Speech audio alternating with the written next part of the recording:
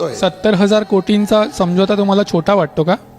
महाराष्ट्राच्या जनतेचा पैसा आहे आणि आम्हाला असं वाटत होतं की तुम्ही लोकांसाठी लढताय. अशोक चव्हाणांवरती तुम्ही ते असे आदर्शमधले आरोप झाले, त्यांना आता राज्यसभेची म्हणजे फडणवीसांचा ट्विट आठवतं जेव्हा काँग्रेसकडून अशोक चव्हाण यांची उमेदवारी जाहीर केली होती. काँग्रेस आज एक्सपोज झालं आहे कारण आदर्श घोटाळ्याचं. आत्ता पण ते पुन्हा त्याच्यामध्ये तुमचा व्हाईट पेपर जे काढलं केंद्राकडून त्याच्यामध्ये त्याचा उल्लेख होता. नंतर लगेच ते इकडे आले, लगेच राज्यसभा दिली. एवढी तत्परता तुम्ही पक्षासाठी एवढं काम करताय, राज्यसभा तुम्हाला मिळायला पाहिजे होती. पण राज्यसभा मिळते अशोक चव्हाणांना जे तिथे घोटाळा करून आले आहेत आणि त्याचे आरोप तुम्हीच केले आहेत. हे किती म्हणजे काय विसंगती आहे आणि लोकांच्या डोळ्यात तर अक्षरशः धूळफेक चालू आहे.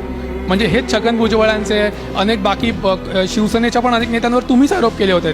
तुम्ही म्हणताय की तेव्हा होते त्यांच्याकडे कचरा होता, पण ते आरोप तुम्हीच केले. प्रताप सरनाईक यांच्याकडे केलेत, भावना गवळींवरती केलेत, त्यांच्या संस्थेवर ईडीच्या धाडी पडल्या. आता आम्ही 2 वर्षापासून ऐकतच